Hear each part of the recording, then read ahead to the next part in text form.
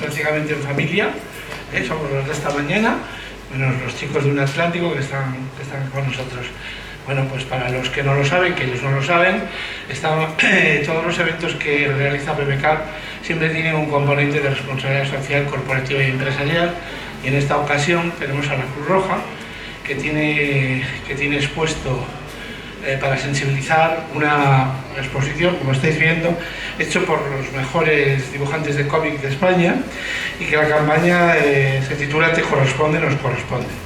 Es para un poco todo el tema de igualdad, de la mujer y bueno, pues todo lo que ya sabemos. Decir que también nos han acompañado a lo largo del día y estarán a la tarde a AMAD, Asociación Montañesa de Ayuda al Toxicómano, con su programa de Mujer y Adicciones. Y bueno, que continúa como siempre aquí la recogida de libros para Mica, para el programa infantil. Y nada más que por mi parte, como organizador, dar las gracias a Un Atlántico y a Rubeitia por estar esta tarde aquí.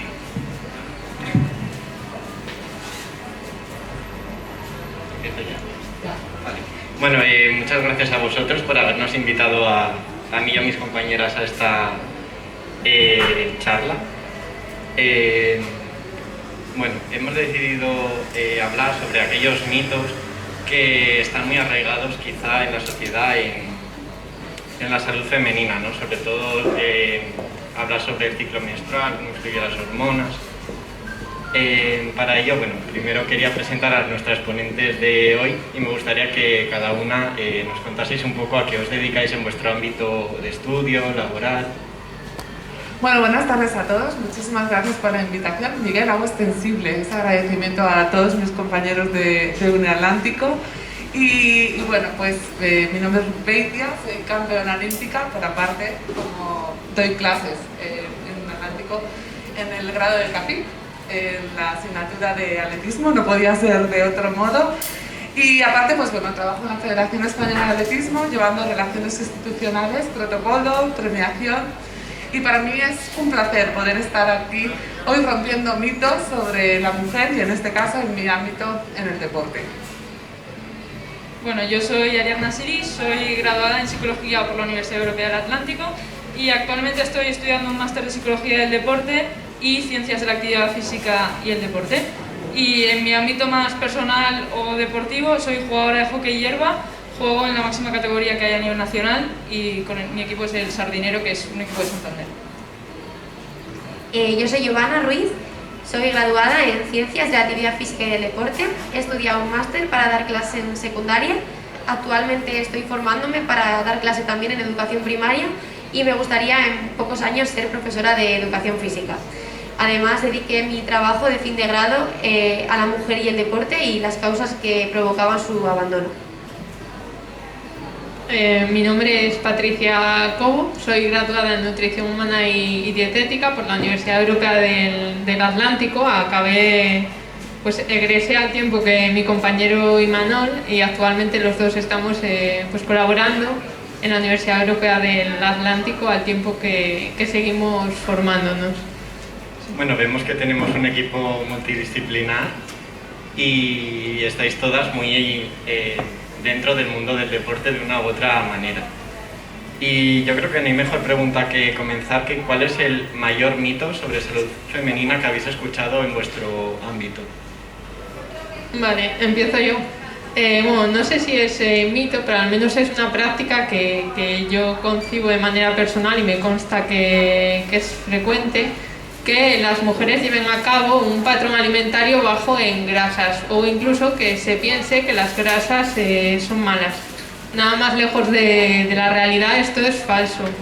Es, por así decirlo, común que la gente pueda pensar esto, que las grasas son malas o son perjudiciales para la salud, porque en el mismo mundo de la nutrición, ¿no? Las cosas están muy cambiantes. No obstante, pues las grasas o aquellos alimentos que contienen grasa de forma natural son perfectamente saludables y no hay por qué tenerlos miedo, por así decirlo. Las mujeres además tenemos varios motivos para comer sin miedo la grasa procedente de fuentes saludables. Uno de ellos es, por ejemplo, que nuestro metabolismo, en comparación con el de los hombres, le gusta más usar este combustible frente a otros. ¿De dónde sacamos las grasas? Pues como he dicho, de alimentos saludables, pescados grasos, frutos secos, olivas, huevos, por ejemplo, que tienen grasa también. Ese sería, yo creo, un poco el mito más extendido, ¿no? Y como prueba de este mito es, yo creo, la amplia oferta que hay en el mercado de productos light, que son pues un atentado contra la salud femenina, precisamente.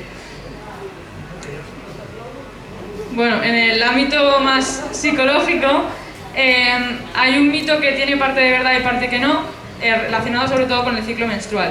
Es cierto que en el ciclo menstrual, las mujeres durante el ciclo menstrual cambiamos mucho de estado de ánimo, tenemos humores diferentes cuando somos más jóvenes más que cuando somos más mayores, porque aprendemos a controlarlo. Esto es totalmente cierto, lo que pasa es que lo que no se sabe es que esto tiene una base biológica. Hay gente que se piensa que lo podemos controlar 100%, y no es verdad, tiene un motivo, que el motivo principal son las hormonas y la variación de hormonas que hay en el cuerpo. Vale. En mi ámbito suele ocurrir que pensamos que cuando una mujer lleva a cabo la práctica deportiva puede masculinizarse y tenemos como un ideal y una serie de deportes que les etiquetamos más como deportes masculinos, y yo misma en mi propio cuerpo lo sufrí cuando practicaba el lanzamiento de martillo, porque tenía como una presión de decir no me parezco a lo que la gente se espera, y cuando les digo cuál es mi práctica deportiva muchos no se lo creen. Entonces yo misma me tuve que enfrentar a ese mito e intentar plantearme si de verdad eso importaba a la hora de practicarlo o no. Bueno, y mucho más allá, ¿no? Pensar que, o se pensaba anteriormente, aparte de que, bueno, pues podías masculinizarte, también el sentido de que te salía pelo en el pecho, que te salía bigote, que te salía barba, que se te caía el útero, que por eso las mujeres no podían hacer deporte, ¿no? El sentido de que ibas a perder la capacidad de ser mujer. Y bueno, pues yo creo que esos mitos se van erradicando poco a poco, pero sí que es verdad que todavía, ¿no? Hay gente, como nos ha dicho Giovanna, que lo sigue sufriendo.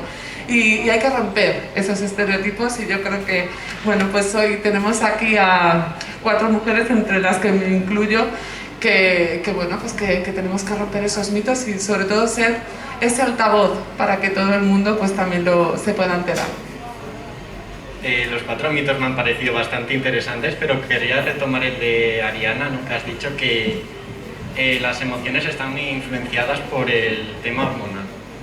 Y mi pregunta, más dirigida a tus compañeras, es si a nivel nutricional o deportivo existe alguna estrategia para controlar esta fluctuación de hormonas.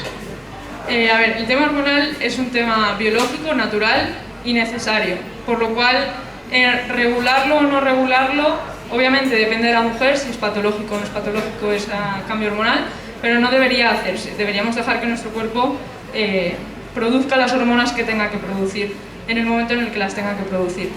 Lo que sí que es verdad es que lo que podemos hacer es tratar de implementar o que se produzcan más otras hormonas, como pueden ser las endorfinas o la serotonina, que hacen que nuestro ánimo esté más alto, que estemos más felices, por decirlo así, y esto sí que se puede hacer a través del deporte o de la alimentación. El deporte en sí se sabe que genera endorfinas, por lo cual haría que esto aumente, y la alimentación también es verdad que ciertos alimentos específicos y una alimentación general saludable también puede hacer que aumenten estas hormonas y que nuestro estado de ánimo, a pesar de que las hormonas del ciclo lo varíen, esté más estable que de otra forma. Bueno, Patria, a nivel nutricional, ¿crees que hay algún método para controlar estos cambios de humor, ¿no? que supuestamente sufrir las mujeres durante el ciclo menstrual? Vale, bueno, yo creo que, a ver, en el tema de alimentación no hay muchos mitos y es un campo muy extenso, y lo cierto es que no hay atajos, ni métodos mágicos, ni superalimentos. Igualmente, si alguien piensa que por consumir un alimento su estado hormonal o su estado anímico va a cambiar de repente, es completamente falso. El cuerpo es muy complejo como para afirmar eso. Hablamos entonces de patrones, de un patrón alimentario que a grandes rasgos sea saludable. En el campo de la alimentación, la mujer, las emociones, ¿no? Hay mitos tales como si en el periodo menstrual o en el embarazo o cualquier otra etapa de la vida, vaya, te dan antojos y comes determinado ese alimento que te pide el antojo, te va a proporcionar cierta sensación de bienestar. A pesar de que esto puede ser verídico a corto plazo, porque normalmente suelen ser alimentos muy ricos, muy sabrosos, y te producen una respuesta de recompensa. Esto no se suele traducir en beneficios más allá a largo plazo. No sé si me he explicado muy bien, vaya, pero que no hay... Sí, yo creo que sí. Has mencionado el tema de los antojos y yo personalmente sí que tenía esa duda de si durante el embarazo o en alguna parte del ciclo menstrual ¿existe alguna justificación por el cual se producen estos antojos? Sí, vale. Sí que es verdad que en lo que se refiere a los antojos, ¿no? A veces también se conocen como pensamientos recurrentes en determinados alimentos específicos, ¿no? Una necesidad que queremos paliar con algún alimento. Hay más dudas que certezas. Es decir, hay muchas hipótesis de a qué se debe el que nos apetezca en concreto este alimento, que suele ser poco saludable, ¿no? Pero no hay nada demostrado, por así decirlo, a nivel empírico. Sí que se dice, ¿no? Pues que puede deberse a déficits nutricionales, puede ser también una simple consecuencia de que en algún momento anterior hayamos restringido ese alimento y dado un momento como, yo qué sé, ciclo menstrual, embarazo, menopausia, nos concedamos, entre comillas, ese permiso para consumir ese alimento que antes nos hemos restringido. O simplemente puede ser un constructo, por así decirlo, a nivel cultural. ¿No? Hay una frase por ahí que a mi parecer refleja muy bien esto, que es que una mentira repetida 1000 veces se convierte en una verdad. ¿Quién nos dijo en su momento que comer chocolate durante la regla, por ejemplo, o durante cualquier otro momento, nos iba a sentir mejor y hasta qué punto esto no es un mito? No sé si... Sí. ¿Creéis que eso hay que desvincular un poco el tema de alimentación con el tema emocional? Bueno, cojo el micro y luego... A mi parecer sí, vamos. Una cosa es alimentarse para nutrir y para disfrutar de salud, de un estado nutricional saludable, y otra, yo creo, porque de psicología me pierdo un poco, es alimentarte para paliar una necesidad pues igual psíquica que tienes que afrontar de otra manera, ¿no?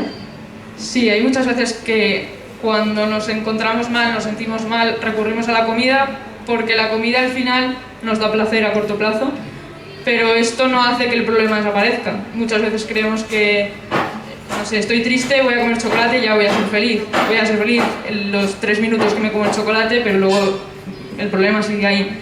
Sí que creo que hay que desvincularlo totalmente y hay que buscar otras formas de atacar directamente el problema y no de tratar de ocultarlo. Ajá, muy interesante.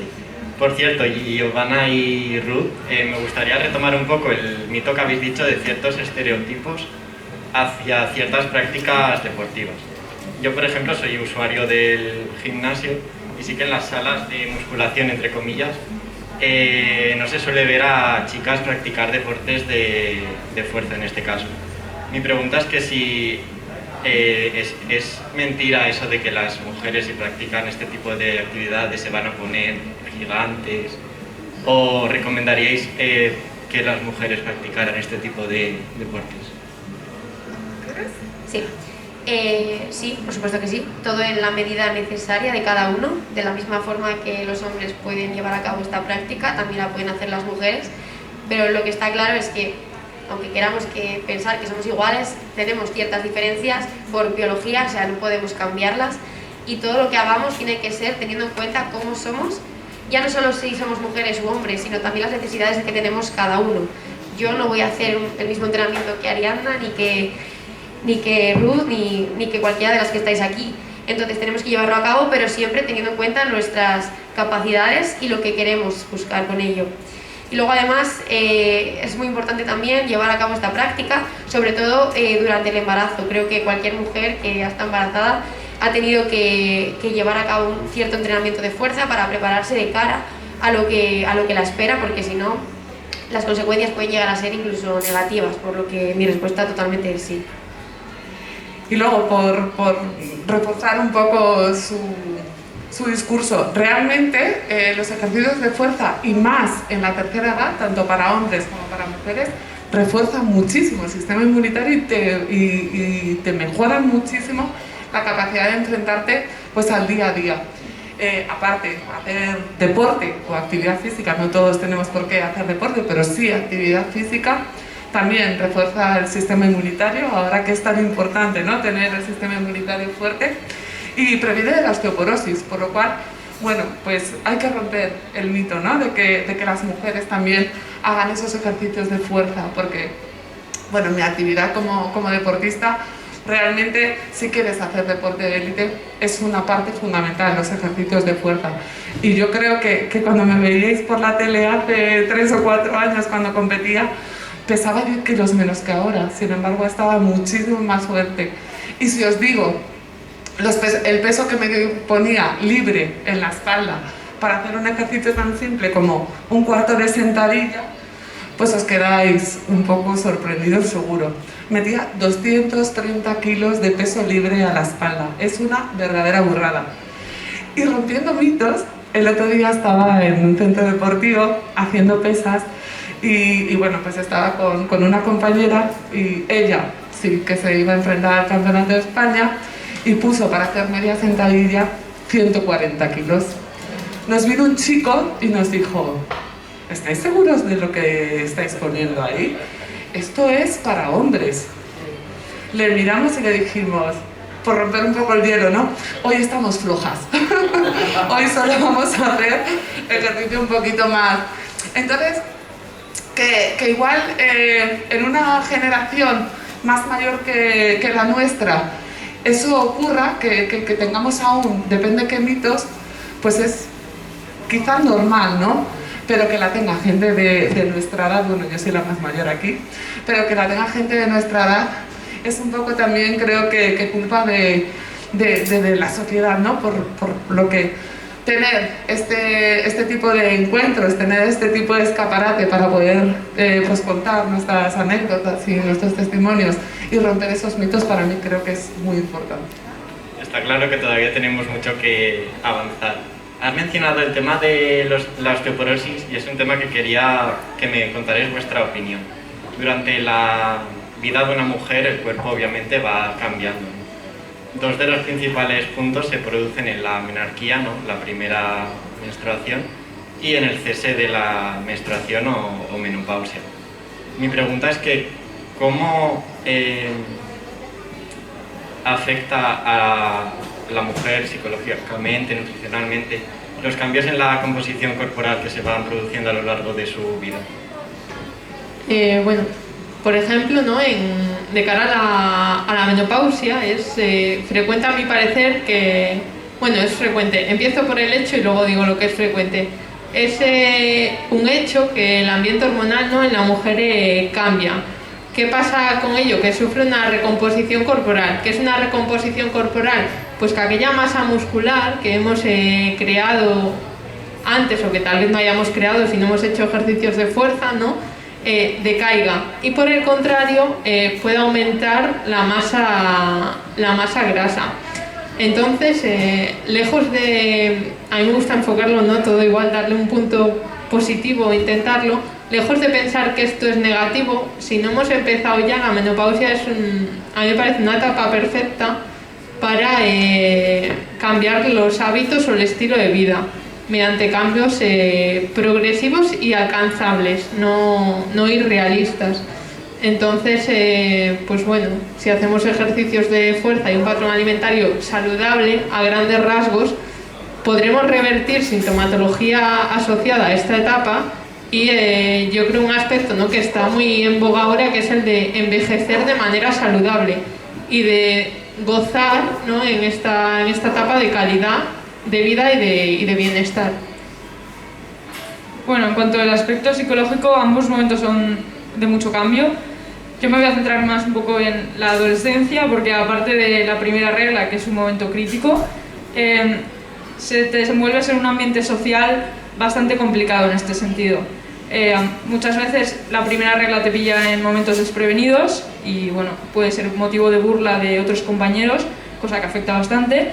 Y también es un periodo que hay cambios a nivel hormonal, cambios a nivel físico y también cambios a nivel social. Entonces es un periodo que genera bastante estrés. Es un periodo en el que hay que tener cuidado con lo que se dice, con lo que se hace y la forma en la que se dice y se hace, que ahora cada vez la gente está teniendo más porque es más consciente, pero bueno, que antes no se tenía. Vale, yo siguiendo un poco con lo que has hablado y yéndome un poquito de lo que vendría siendo el ámbito del deporte, es verdad que en la adolescencia se sufren muchos cambios físicos, además, que hacen que muchas no se encuentren a gusto con su propio cuerpo. Y eso hace además que no entiendan qué son capaces de hacer y qué límites tienen. Y esto a su vez provoca lo que venimos hablando y es el abandono de la actividad física y del deporte que tanto afecta en la edad de la adolescencia, sobre todo a las mujeres. Entonces, pues tenemos que tener en cuenta todos los factores que se han mencionado para conseguir paliar todo esto. Bueno, y sumándome un poco a lo que dices, también es verdad que dentro de ese cambio, pues si tú has tenido o has adquirido unas habilidades coordinativas, unas actividades condicionales, las pierdes en ese cambio de niña a mujer, pierdes totalmente. Y muchos entrenadores, muchos monitores no lo saben ver y no son conscientes de que tienen que tener ese momento sensible hacia esa deportista para que ese cambio, aparte de todos los niveles psicológicos que te da ese cambio, seas capaz de continuar adelante y volver a ser capaz también de tener esa coordinación, de tener esas capacidades condicionales que te lleven otra vez a hacer lo que has podido hacer como niña.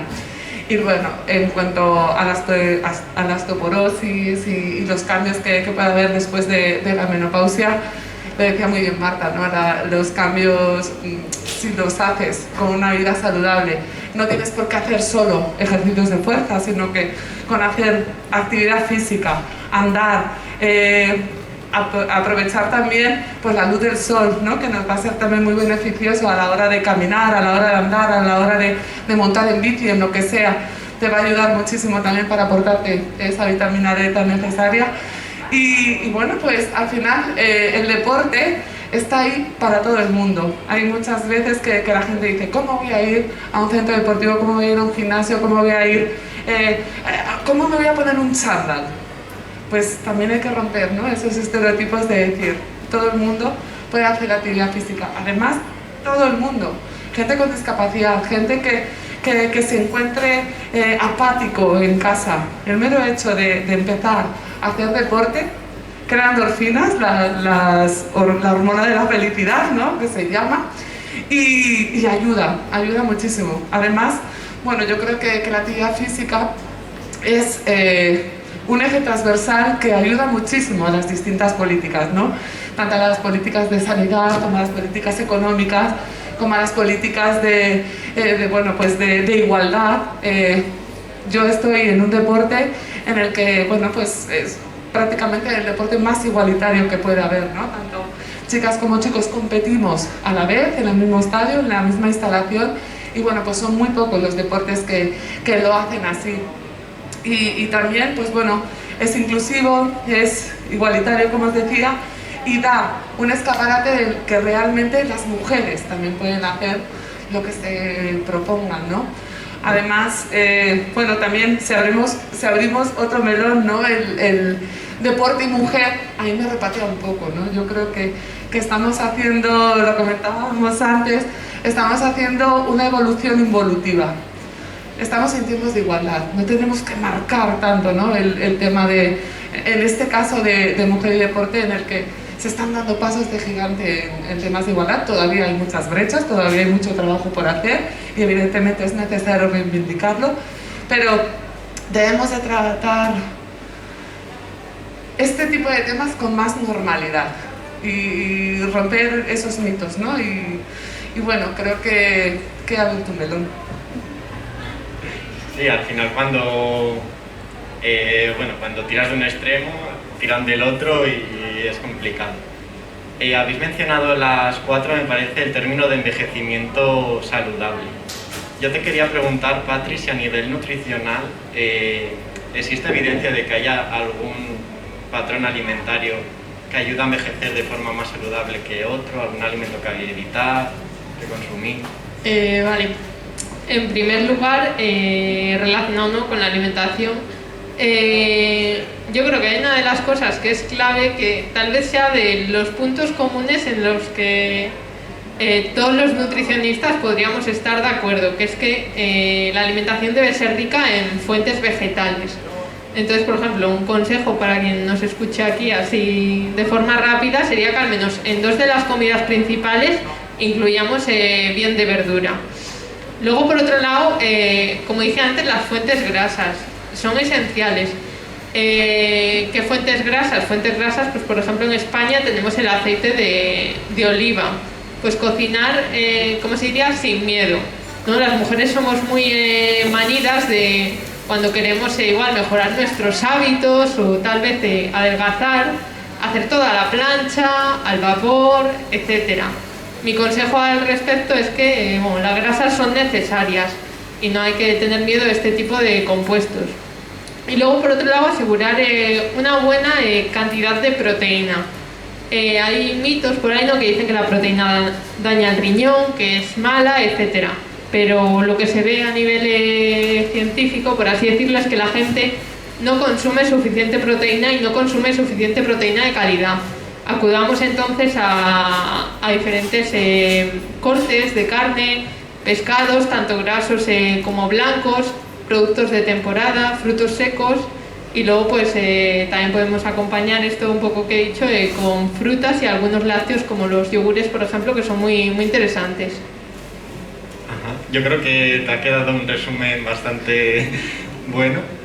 Y a Ariadna, yo te quería preguntar acerca de cómo se puede mantener el cerebro joven, ¿no? Bueno, está claro que el envejecimiento es un proceso natural, con lo cual envejecer va a envejecer de todas formas. Lo que sí que podemos hacer es hacer algunas cosas para envejecer mejor, por decirlo así. Entre estas cosas está la alimentación, el ejercicio, que afecta a todo el cuerpo, incluido el cerebro, y también hay algunos otros temas, por ejemplo el descanso.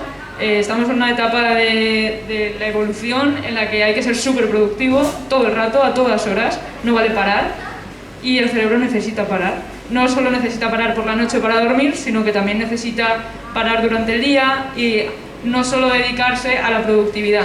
Hay veces que necesitamos parar para hacer una actividad que nos gusta y que no es tan productiva, como puede ser tirarte a leer en el sofá. ¿Sabes? Que bueno, que para el cerebro es necesario también este parón. Esto ahora se habla mucho del estrés, ansiedad, en relación a esto, y viene por ahí, porque necesitamos todo el tiempo hacer cosas y nuestro cerebro no necesita eso. Ajá. Bueno, me queda un poquillo en blanco con respecto a qué preguntaros. No sé. No sé si tenéis algún tema que queráis sacar vosotras relacionado pues eso, con el ciclo menstrual, algún mito que se me haya podido escapar a mí.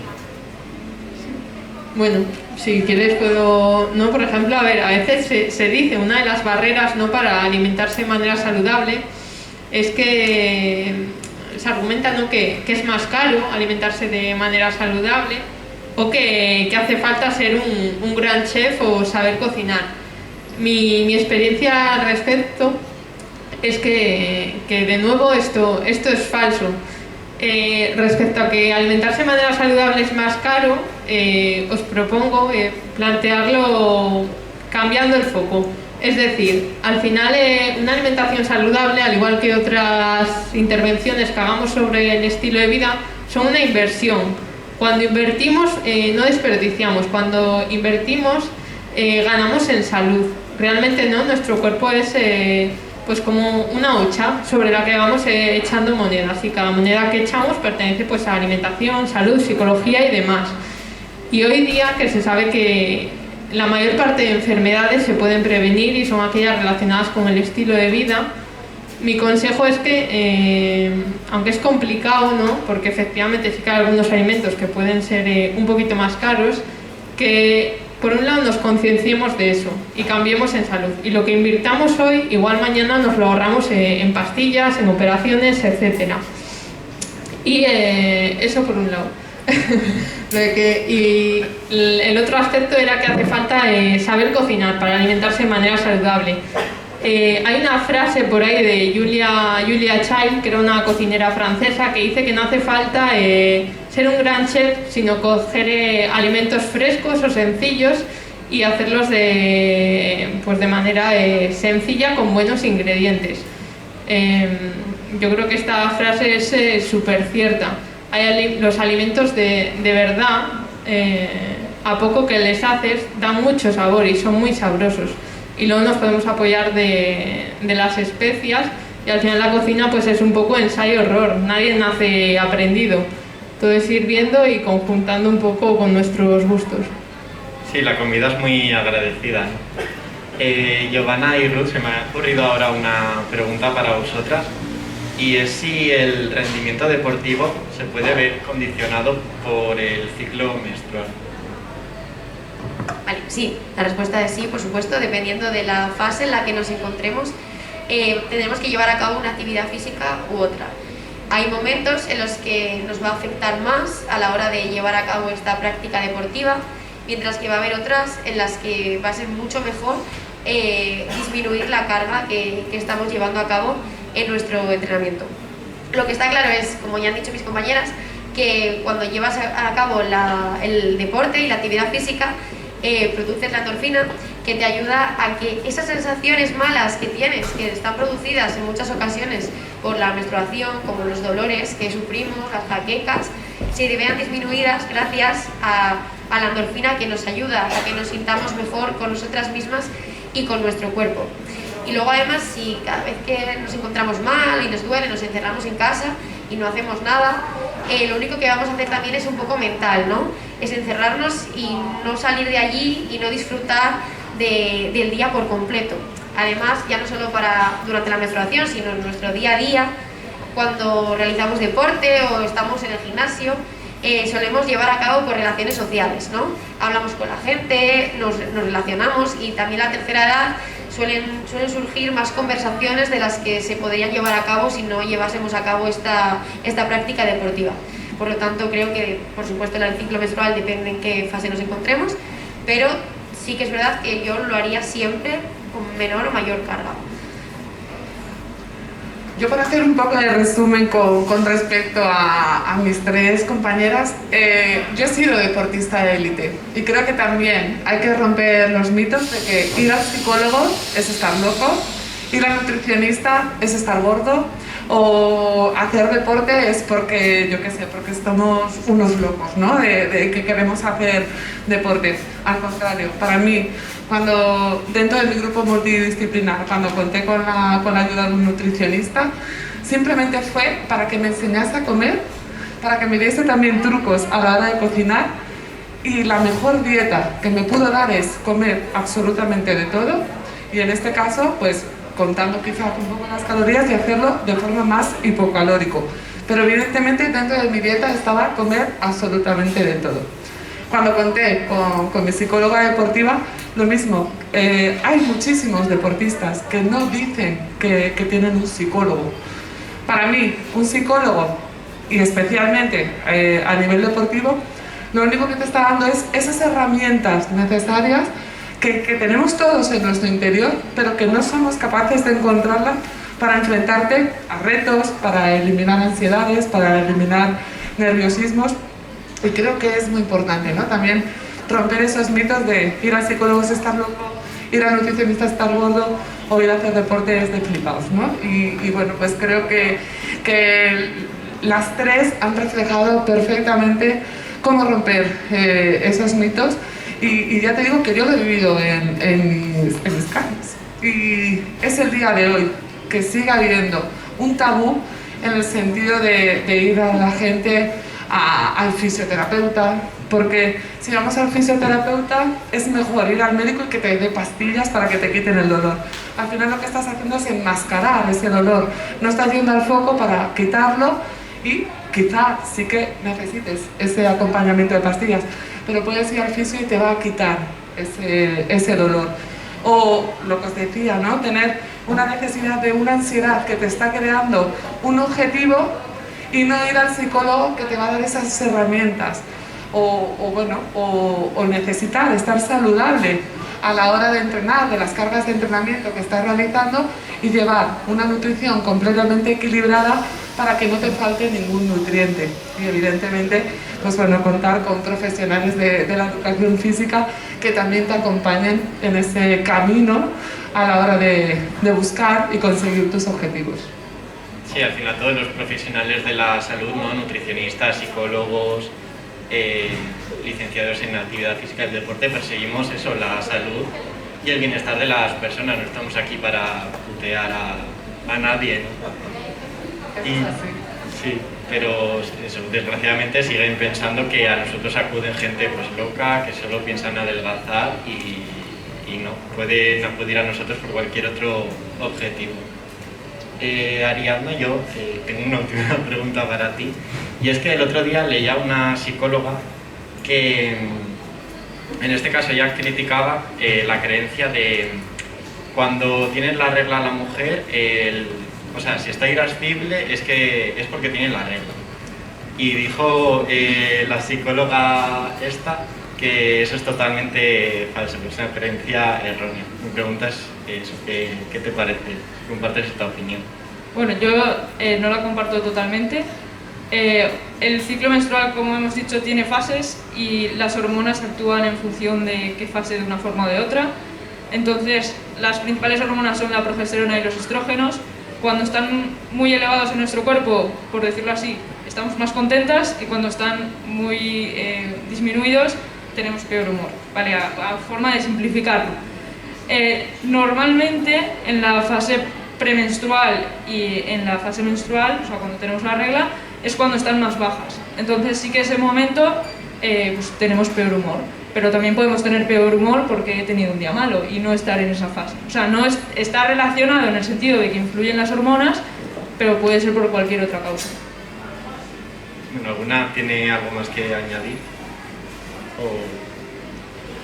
Bueno, yo que sé, ahora que se acerca el Día de la Mujer, desde mi ámbito, desde el ámbito del deporte, quiero hacer un homenaje, como hago cada año, a todas esas mujeres que en el siglo pasado, en los años 50, los años 40, lucharon contra gigantes para que hoy en día las mujeres podamos hacer prácticamente con plena igualdad el deporte. Vale. Bueno, yo quería preguntaros una última pregunta a cada una de vosotras, y es ¿qué consejos le daríais a nuestro público para mejorar su salud desde vuestros diferentes ámbitos?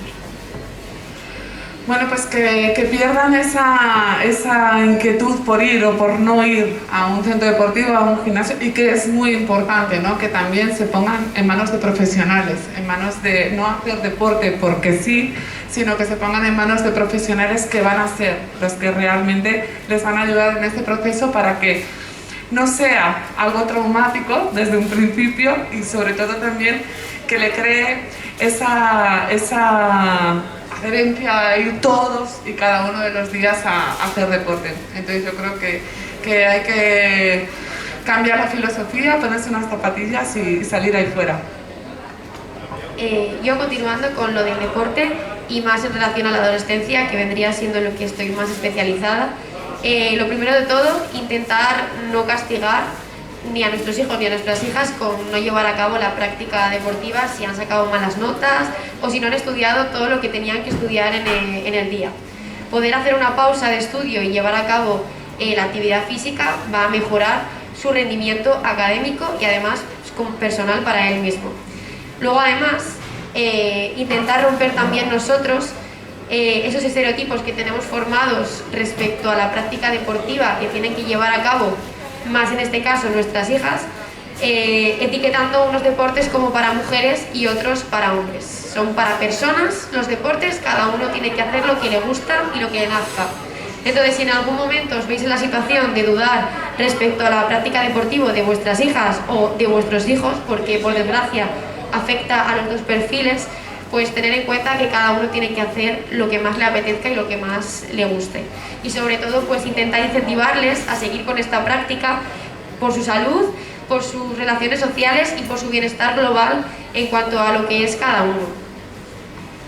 Yo, en cuanto a aspectos más mentales, no psicológicos, como consejo diría que es muy importante conocerse a uno mismo. Y hay muchas veces que hacemos cosas porque las hacen las demás, ya sea deporte, ya sea nutrición o ya sea actividades sin más. Y creo que lo primero sería saber cómo estoy yo hoy, saber qué necesito hacer yo hoy, qué puedo hacer y qué no puedo hacer y cómo hacerlo.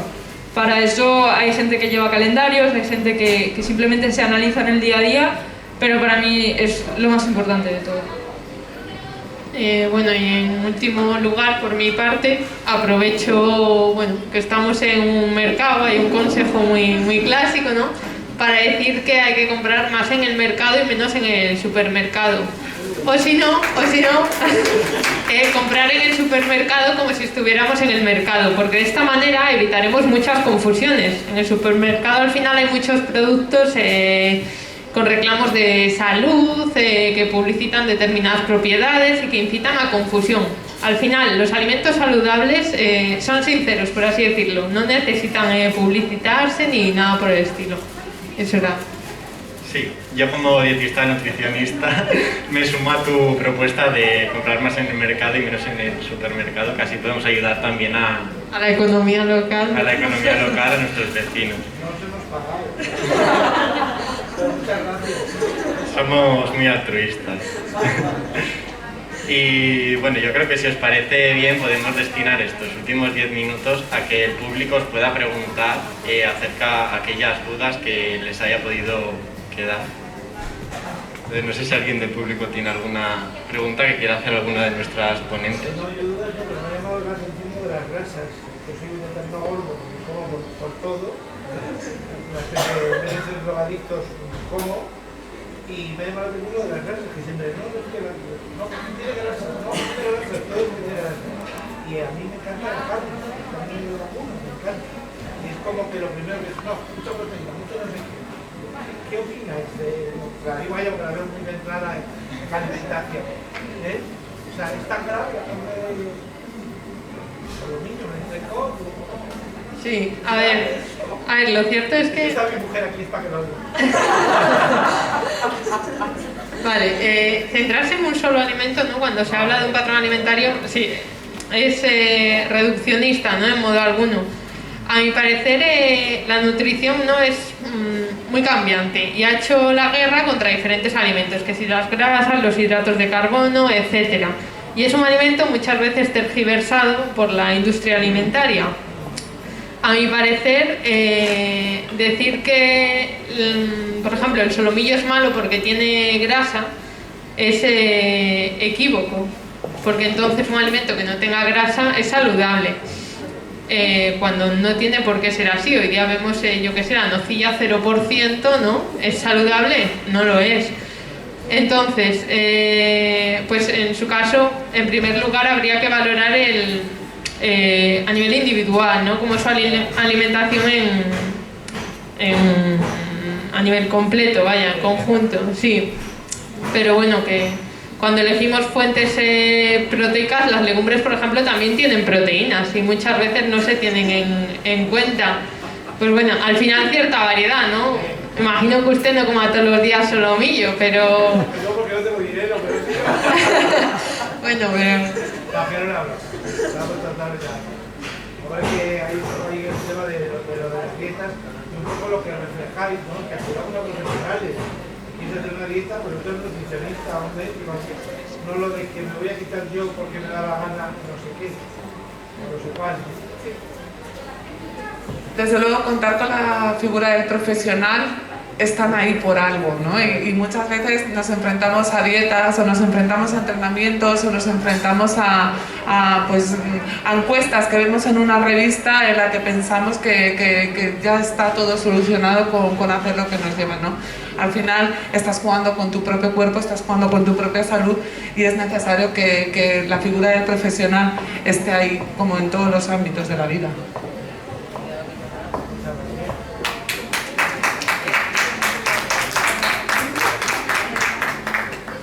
Ya,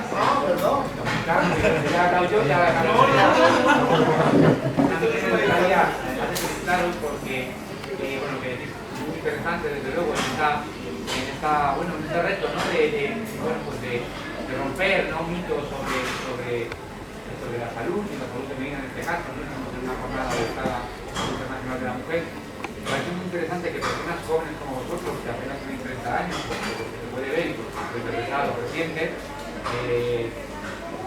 también dentro por el espíritu, bueno, es algo importante. Antes hablaban de la edad mental, ¿no? En eso se pueden hablar muchas cosas. Y yo creo que esta práctica responde, sobre todo en definitiva, esos hábitos de vida saludables que estáis vosotros, esta gente joven, que vemos, de noticias, de comunicación, que vemos constantemente y continuamente, me parece que estás contados a ese tipo de mensajes que desoyen todo esto y que solamente consume pues, masivamente y bueno, mensajes que son profesionales por nuestra parte, pero que os convencéis de la manera de estas cosas es muy importante, que no solamente está trasladando una imagen profesional, como ya pensaba alguno, sino que también por otro lado estamos trasladando una profesionalidad con ciegos, con la gente joven, y por otro lado nos encontramos con todas estas cosas. Trata de por hacer la práctica deportiva. Gimnasio, espacio y tal. Y yo no voy a meter con nadie, efectivamente, pero son muy importantes. ¿Cuántas consultas hay? ¿Cuántos espacios de cuántos asesores, consejeros? Yo siempre a vosotros os decir, cuántos ustedes de manos profesionales. Realmente tenemos un tema público en el que también hay que buscar no hay que buscarlo exactamente. Si recordáis tiempo atrás, había una moda en una localidad. Ha sido nutricionista de no sé dónde, ha sido de este que te pone la dieta tal, tenía caso, son amigas, y luego volvían a tal, ¿por qué? Porque era lo que pasa. Entonces, yo creo que es una demanda muy interesante y sobre todo en vuestra voz. En el caso de ser joven. Aquí en el público hay también farmacéuticos, hay también enfermeras, hay también que no sé qué pensarán a ese respecto, ¿no? También hay psicólogos, que también hay psicólogos, ¿no? Entonces ya digo, no toda la gente joven consume productos, efectivamente, no toda la gente joven parece lo que os hablo, ¿no? Me parece que es muy interesante explorar ese discurso. Yo como no tengo 30 les paso la... Pero también es cierto que esa edad mental que hablaban antes, ese crecimiento, ese engaging, es importante también. Sí, yo creo que ahora hay una gran desventaja que tenemos los jóvenes en general, que son los influencers, que muchas veces hablan sin ser especialistas en el tema, que es otro tema. Sí. Por eso yo siempre creo que todas las personas que hablen de un tema en concreto tienen que saber de ese tema y no vale saber porque he visto vídeos o porque lo he leído en Wikipedia, que también hay gente que lo hace. Creo que para hablar hay que estar formado de lo que hablas, hay que saber de lo que hablas y en este sentido nosotras desde la universidad nos hemos formado en los aspectos que hemos hablado. No somos especialistas concretas en esto, pero bueno, sabemos mucho de esto y creo que eso es lo importante, que al final cada uno hable de lo que sabe, que no hable de cosas que no sabe. Es muy importante tener enfoques multidisciplinar, cada uno, bueno, aquí en esta transversalidad que por hoy para hacer pero que sí que es muy importante, es un trabajo en equipo que llegará a ser multidisciplinar. Sí, y como último apunte, ya a mí me gustaría decir que bueno, si alguien quiere cambiar de hábitos o realizar pues eso, algún cambio en su estilo de vida, le va a costar. porque efectivamente el ambiente en el que vivimos no nos predispone a ello y en cierto modo va a tener que ir un poco contracorriente y no lo va a tener fácil entre comillas. Al menos en la alimentación no, por ejemplo se habla de que vivimos en un ambiente obesogénico, que quiere decir que los productos insanos son muy accesibles, son muy baratos, no hace falta cocinarlos, son muy cómodos, etcétera. Y al igual que seguro que el resto de mis compañeras vivimos en un ambiente pues muy sedentario que te incita a ello, a moverte siempre en coche, etcétera. Entonces, pues bueno, si queremos al final mejorar nuestra calidad de vida, va a implicar responsabilizarnos y tomar un papel activo en pos de ganar la salud deseada, vaya. Sí, en cuanto a la multidisciplinaridad, al final aquí nosotras cuatro cada una sabemos de una cosa, no sabemos una de todo, entonces yo creo que es importante en este sentido que cada uno aporte lo que sabe. Así como somos profesionales de un ámbito y de otros no, sabemos más de un tema que de otros. Entonces, si nos ponemos las cuatro juntas, sabemos un poco de cada. Si estoy yo sola, solo sé de lo mío.